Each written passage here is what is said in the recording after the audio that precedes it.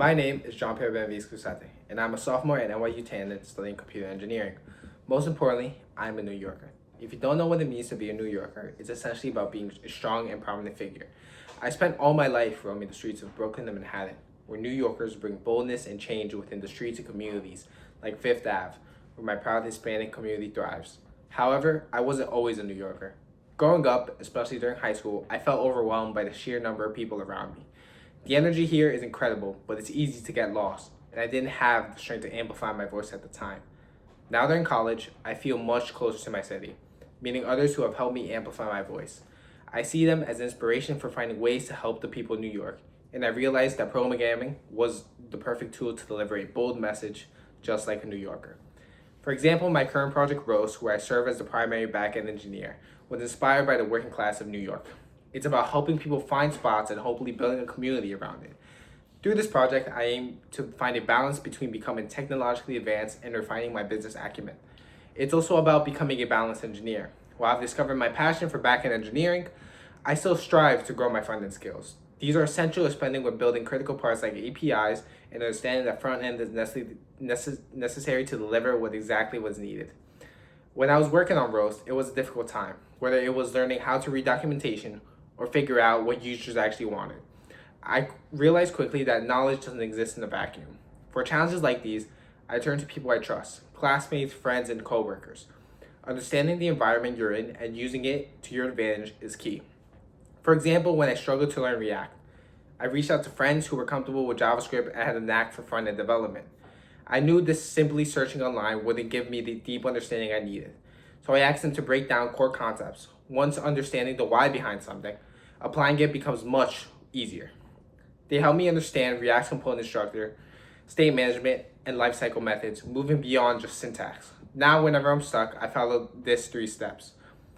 Troubleshoot on my own by reading documentation and testing different approaches. Second, I reach out to peers, especially if it's a common problem other people have encountered or it's problems that other people have seen in their projects.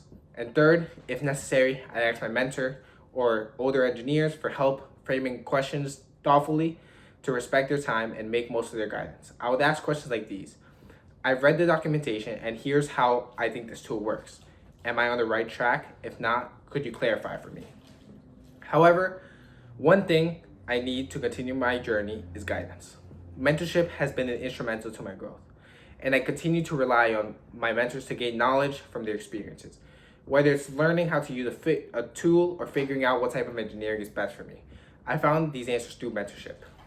The 3 questions I would ask my mentors are, have you ever worked on a project where just knowing how to code wasn't enough to get the job done? Like where you had to rely on something beyond just technical skills to make it work? This question is crucial because while software engineers need good and strong technical skills, they need to be good communicators. I want to refine my communication skills as I believe effective communication can make technical work easier. Second, how do you handle imposter syndrome, especially in the environment where everyone around you seems to be building the next big thing? This question is important to me because, like many others in tech, I sometimes struggle with feeling like I'm not doing enough. Keeping up with the newest trends can be daunting, but I know overcoming this is essential to continue growth. And third, how has your job helped you follow your passions? While I continue developing my technical skills, I also want to use them with purpose, particularly to help my community in New York, especially my Latino community. I hope to expand Rose into more than just a coffee app, but a place to connect culture-filled communities within the city. That's why I'm drawn to Salesforce, a place that understands technology is more than just systems and software. It's about people, businesses, and impact. It's a place where I can continue sharpening my skills and learn how to turn these ideas into movements. Because at the end of the day, that's what being a New Yorker is all about. Not just making it, but building something that lasts.